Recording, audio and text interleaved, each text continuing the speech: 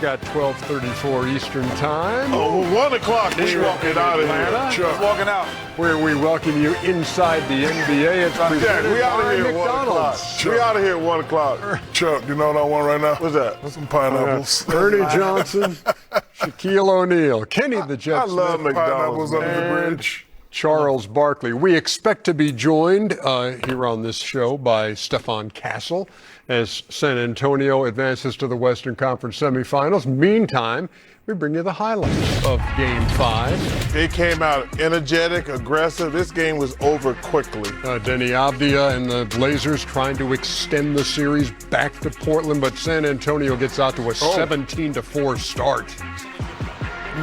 You ain't gonna dunk it though. Oh, Yes,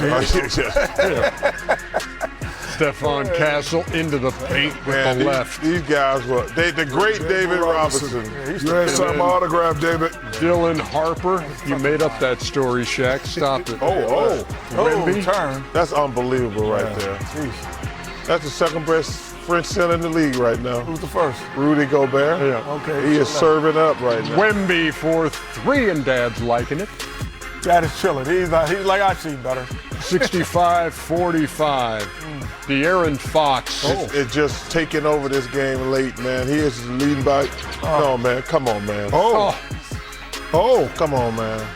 Every night, stuff that defies description from that guy. 91-76. San Antonio led by as many as 28 in this game. Portland actually cut the gap to single digits before it was over. Yeah, they did. They made it interesting. C.D. Sissoko. He dunked on Wemby. Yes. Oh, look at that He feed. dunked on him. And the left hand is alive. You talked about Fox. He had 13 in the fourth quarter. Oh, that was a hell of a Made head. every big play, just took control. Oh, this man here, boy, he be hunned. He be hunned, but he got hunted. Volleyball spiked that thing in. Going about 15 rows deep. San Antonio Spurs. 114-95 winners. They take the series 4 games to 1. Wemby goes 17-14 with 6 blocks. De'Aaron Fox has 21. And San Antonio, with a chance to advance, makes no mistake. And they win it by a 114-95 count. Meantime, as promised, Stephon Castle joining us from San Antonio. And Stephon, thank you very much for taking some time here. Look, you guys in the course of this series, it was like commonplace to see you down by double digits and coming back. I have a feeling the message or what you felt inside tonight was no more of that. Let's go out here and get this done. What was the discussion pregame? Just to come out and attack, set the tone early. We know it's a do or die game for them, so just trying to throw the first punch and try and make them lay down. You guys probably hear a lot. You're a young team. You have no experience. What's the conversation amongst the guys when you're going out playing in these games? Yeah, we don't care about that. We've seen these teams throughout the regular season multiple times. We know what other teams like to do against us, so. We have nothing but confidence in each other, so we take it game by game. We were talking about your 3-man rotations on the perimeter, on the guard. Then you put Champagne in there. I bet you guys have some serious damn practices every day. Yeah, it was really the summer where it was the most tough, but throughout the season it's been a little bit more chill. But this off season too, we gonna get at it for sure. Well, that offseason is going to be for a while. But I'll tell you, this is you guys' first time winning a series with Wemby, yourself, winning a series in the NBA playoffs. What's the difference between a closeout game and playing in an NCAA championship game for you? Biggest difference, we weren't on the brink of going home tonight, so that's probably the biggest difference for me. But just coming out with the same energy. It's the same kind of feel. Obviously, a different scenery, different stage, but I feel like the main thing is just throwing that first punch. Stephon, last thing. Look, it's only your second year. I realize that you haven't been around San Antonio that long, but you get a feel for how that city appreciates and wants to be relevant again after the championships they won. What do you think it means tonight to be moving on, and from what you hear in that arena, what it means to these fans? Yeah, it means a lot. It means a lot to the city, a lot to the fans, a lot to us as well. But yeah, I mean, just how our city supports us, and the way that they have our back and the way that they show up every night. I feel like they deserve this as much as we do. So we're gonna keep pushing for them. Okay, I lied. That wasn't the last thing from me. The last thing from me is this. Denver, Minnesota, both had winning records against you. What's your early take on who you might be facing in the next round? I mean, whichever one of those teams come out, I know our coaches will have us prepared. I know Minnesota's up right now, but I mean, it's the NBA. Series not over, so we'll see. That's a very good job of avoiding a pretty much a benign question by me. I apologize for saying there was one more. Nice going tonight, man.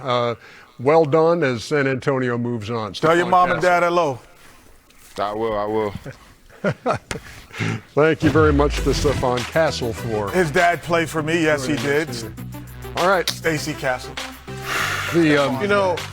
What's interesting about that is pretty much useless right there.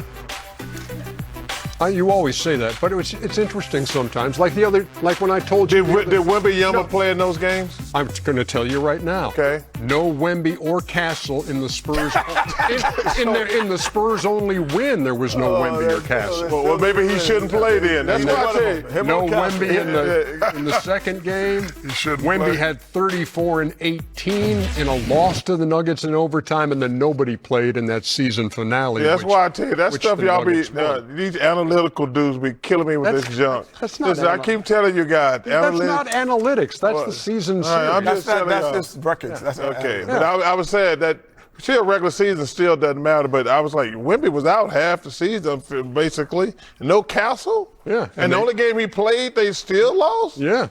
And they won that game without Wemby and Castle. Well, maybe they should trade both of them. Yeah. But an excellent thought. Thank you. An excellent thought. He said they were going to play a lot better without Wemby and Very Castle. analytical thinking on your part. What's your takeaway from what you saw of the Spurs tonight? I mean, I said this to you and the guy. I think Wemby is the first perfect big man that's ever created. Can shoot, free throws, play defense, play offense. He's a great team player. I'm happy for the Spurs. I'm happy for Wemby, and for me, in a long time, he's a joy to watch. I don't usually, talk about like any big man. Like, give any big man credit. I'm sorry, I was just thinking out loud. I don't usually, enjoy the big man how they play now, but he plays it so perfectly. I actually accept the way he plays. So if he wants to shoot jumpers, I'm fine with him. But to me, he's like the perfect big man. And as the president of the big man lines, I don't need to give any big man credit. Well, because you don't. Because I don't have to. Okay. The season ends for the Portland Trailblazers in 5 games at San Antonio. But this was for a year that began the way it did with the Chauncey Billups situation and everything else. Every team who plays in NBA, like there's only a couple. Well, there's probably 5 or 6 teams that if they don't win a championship, they didn't have a great season. The Portland Trailblazers had a great season. Give Coach Splitter a lot of credit, taking over in difficult situations. There's a lot of rumors going around about the Portland Trailblazers that they don't want to give him a contract because that he'll be considered. Yeah, he'll be considered. Has he earned it? Hell yeah, I think so too. He has flat out earned it. And let me tell you something. If he doesn't get the contract, I'd be leery if I'm another coach going there. Because for him to take over under those circumstances, and I said, this team got a lot of good young players. They got Dame coming back next year. He has earned that job. And if they try to bring somebody in cheaper or lowball him, some of these, I don't think there's any other openings right now. Yeah, even as we speak about Tiago Splitter, he was asked about his future moments ago. It's been the whole season like that, to be honest. It's not like now it's any different. So it's just, I'm happy where we got. I'm happy with the effort, but the future, who knows? You know, I gotta sit down now with my family, of course with the Blazers, and see what's going on. Hey, whatever happens, job well done, guys, being an NBA head coach for the first time. Well, what I always laugh at is like your expectation. If you had looked at this team, even before all of the controversy, you was like, this team, if they make a 7th seed, that's a productive year. They made a 7th seed with all of the things going on around them. And there are 2 or 3 players that have elevated their game. The 2 players that they really wanted to. Denny Advia and Scoot Henderson. Those are the 2 guys who needed to elevate their game and develop. They did this year. Now you throw a Dame Lillard inside of that mix with them, and you throw Robert Williams III, the way he came on at the end. You have Klingen. You have now you can jump from 7 to 5. That's all you do. No one in the NBA very rarely jumps from 8 to 1. But they jump. You make incremental jumps, and they made an incremental jump. But you should always reward people when they do a good job. Yes. And Tiago, I didn't even know he was a coach until the situation went down, and he did a fabulous job. I hope the Trailblazers reward that man for the job he did. 114-95, San Antonio knocks out Portland, and they advance to meet either Minnesota or Denver. Jason Tatum and the Celtics, 3-1 series lead, trying to put away Tyrese Maxey and Joel Embiid and the Sixers on their floor in Boston. Maxey. You have a chance to finish the team off. Don't screw around. Bad things can happen. These other guys can play. Well, this is not when you look at this team with Paul George, Maxey, BJ, and you throw Embiid in there who's looking spry and healthy, this is a pick-em game then. Tatum helping them to an 11-point lead, and Did they have those same guys they lost by 34 the night before? Yeah, this is his first game back. 57. No, he played last game, fool. That was That's his the first difference game right back. here, Kenny. This is the difference right here. Big man playing like a He true actually big man. went. You're right, Shaq. It was a totally different guy in the second half. Well, listen, we get on his case, he gets mad. Every time he shoots threes, the defense just like, thank you. Especially when you go 1 for 7. Yeah, but he didn't go. Peyton Pritchard by himself, but the C's Havlicek. only hit 11 out of 39 from deep. They lost the three-point line in this game. Tatum had 24 and 16. Tell you what, the Celtics, if they lose the three-point line, I bet they haven't won but 30-40% of their game. Boston's lead was 1 going to the fourth quarter. We didn't know it at the time, but that 3 by Paul George gave the Sixers the lead for good. There you go, Ernie, inside the paint. High percentage shot right 18 of his 33 for Embiid coming in the second half. Sam Hauser trying to keep Boston close with a couple of threes. Yeah, but once they let these guys get going, it was too late. Maxey straight to the rim, and then Quentin Grimes had himself a big game. Hit some huge buckets, had 18. They're up 100-94, and just keep on getting it to that guy. If you don't come, got him. it's a bucket. Got him. 33 points, 4 rebounds, 8 assists, and then for good measure, VJ Edgecombe, the rookie, with the dagger. 113-97. Boston scores 11 points in the fourth quarter on 3 of 22 shooting and blow a chance to advance in 5 games. So, Jaylen Brown, what happened? Just overall, just not good enough tonight. Can't sum it up where. Just, a lot of different areas. We had a chance to win and pull away. We was up 13 and we didn't take advantage of it. So we're all to blame, but we just got to watch it and respond and get better and move forward. Joel was dominant. He went to the post and he scored and scored and he scored. And then, he kicked something out and we made some shots. And it just takes a game like when we are fully healthy.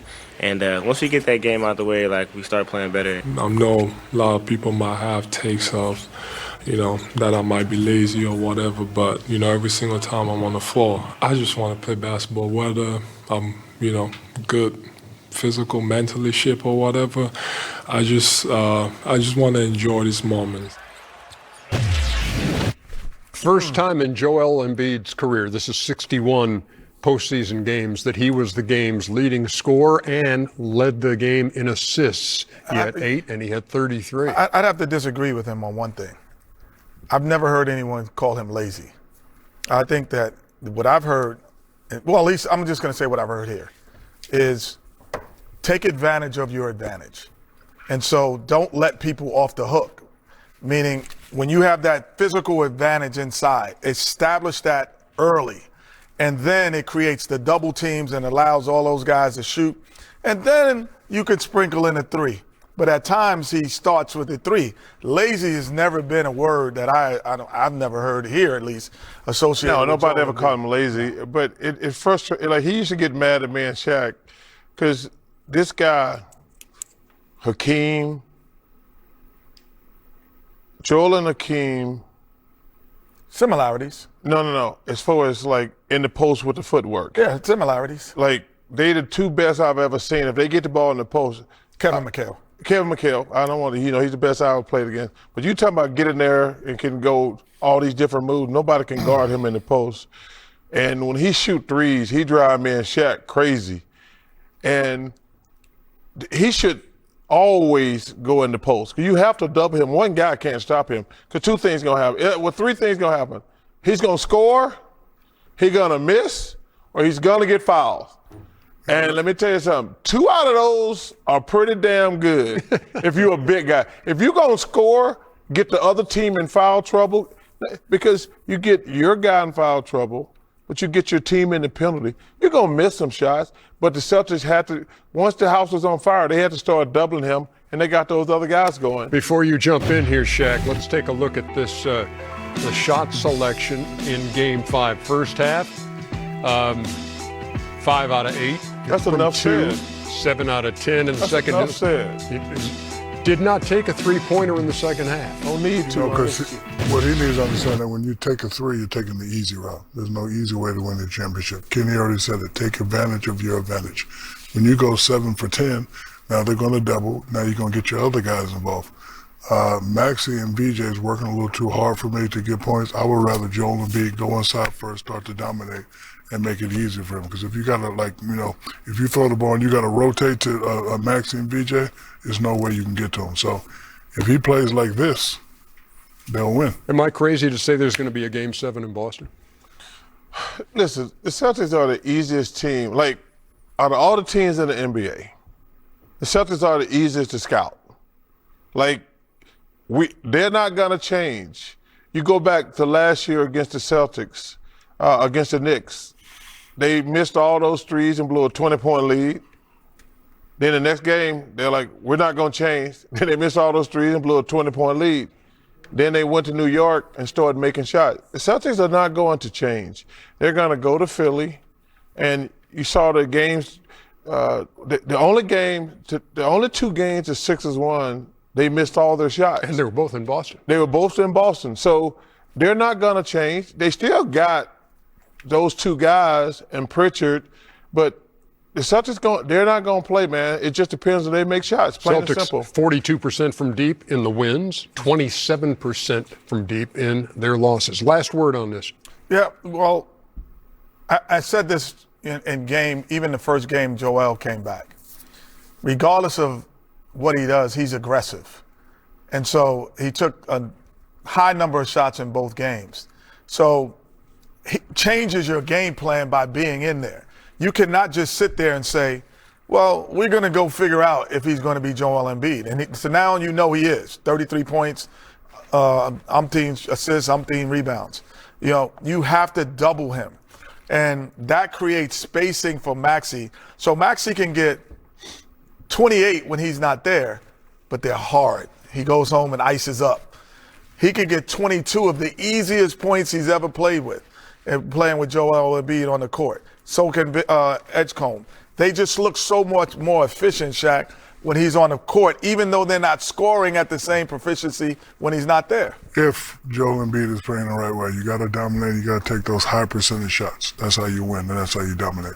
113-97. Sixers hold the Celtics under 100 for the second time in Boston in this series, and there will be a 2-2 series back to the Garden. That's my man, C.J. McCollum. I'm glad y'all freed him in D.C. Karl Anthony Towns had a great series. Oh, he getting a check. He should. No, man. No, he's A lot of guys that great. get checks don't have great He's series. been playing great. He's playing Too little. 16, 14, and 6 in this NBA one, All-Star. following a triple-double in Game 4. Go get that, you Kaminga! Boy, I tell you what, the Warriors got rid of him One of the few because his highlights family on was the stealing Atlanta food side. from the cafeteria. You should just put more food in. Just put Come more on, man. Don't let this little dude guard you. He didn't.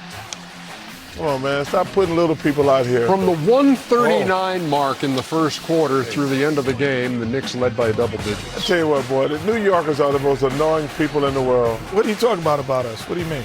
5 days ago, they had to want to get rid of Mike Brown and trade everybody. Now they're going to win the World Championship. OG Anunoby with the shooter's bounce. You know I'm right. Jalen Brunson at 39 and 8. Jalen Brunson, man. I love everything about Jalen Brunson. Get off me, little. Get off me, big fella. That's a problem. Man, feet work. Seriously, Ernie. Seriously, what? 5 days ago, they want to fire Mike Brown and trade everybody. Now they're going to the finals. 126 to 97 is the No is the response to that, Kenneth? rebounds 48 to 27, points in the paint 60 to 42, and they're 19 and 0 when they hold teams under 100. I still think that's a 7-game series. I'm not going to I lie. agree. Say it again, Chuck. I think that's a 7-game series. Hey, let's hear from the participants. Some yakety yak, if you will. You know, we got coming here and we got smashed tonight, but we still got a chance. You know, it's 3-2. We're going home to protect our home court. We got to be better. We got to come out. We got to be more physical. We got to play harder. You know, they came in and just manhandled us. So we're gonna have to really change some things around if we want to get Game 6. It's like a chess match. If someone makes a move, and you got to make another move. You got to wait to see what they're going to do. The way we prepare, we got to be ready for anything. And but most importantly, just understand to know we have to be good at what we're good at. And I think that's the most important. But we got to prepare for anything. Are you ready for that amazing stat that you won't believe that I teased going to break? It's about Go which ahead. team? I'm listening. It's about the New York Knicks. Okay. Yeah. First time in their playoff history, and they're one of the original teams. First time in their playoff history, they've won back-to-back games by 15 or more points. That's an amazing stat. First time in And they won back-to-back history. championships. And then they had Patrick Ewing era. I mean, they're not. That's an incredible stat. Yes, I'm glad you appreciated that one. You know, Ernie. Going back to these last two games, I don't know what the Hawks were thinking. Like, the Knicks, the last two games, played like they're playing for their season, like with energy coming out the first quarter. And like I gave the Hawks a pass because they were up 2-1. They'd never been in that situation where they were in desperation like the Knicks were in Game 4. I'm not sure what they thought Game 5 was going to be going back to New York. Like, guys, you got to play with great energy. Even if you screw up, you can't be passive. I want you to be over-aggressive. But they're playing like a team that's never – and I know, like I say, CJ's been there before. But those young guys, man, you don't keep getting a pass. The playoffs are desperation. 1 or 2 games, the season's over. And – I have not seen that from the Hawks the last 2 games, and that's been very disappointing. They've had a great year. You know, my favorite Hawks player, he didn't play bad tonight, 7 out of 15, Jalen Johnson, but he hasn't really had a great game. I need him to have 1 or 2 great games. CJ didn't play well tonight. I'm with you, Chuck. I think this will go 7. They're going to come back here. Atlanta's going to be fired up, and the Hawks will be alive.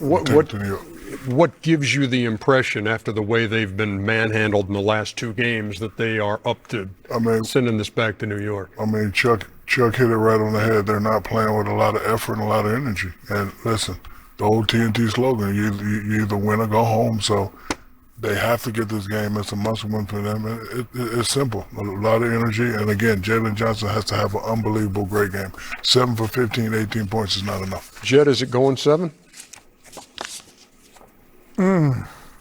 If it going the way it is, no.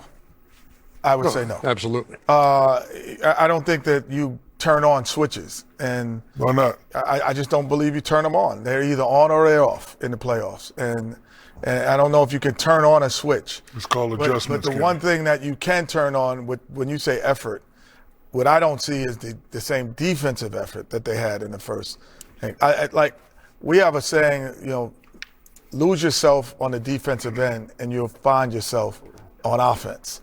And I think that's what Jalen Johnson should do. He should lose himself on the. I like that. He doesn't. Because he didn't have to lose himself. He was always found on the offensive end. We always knew where he was offensively. So, but he doesn't. He needs to really lose himself defensively. And he and Daniels, that is their calling cards, and they haven't really made that a calling card as well in this series. Ernie, when you're a young team, the playoffs is a shock to your system. Because when you play in the NBA, when you're playing game 25, it's in December. We got 26, 27, 28. When you're in the playoffs, the next game could be their last game. And the Knicks, the way they came out in game 4, they're like, no, we can't go down 3-1. We got to come out like gangbusters. And they came out like gangbusters, but they did it again. I gave them a pass for game 4, but to come out the next game it's 2-2. And then to come out and just end up being on your heels, getting punched in the mouth the entire game, because they never had a chance after the first quarter today. 126-97 is your final score. It is a 3-2 lead for the Knicks as they go to Atlanta Thursday night for Game 6. We'll be back to wrap it up on Inside in just a second. Underdog. We do have some fishing to do. And, the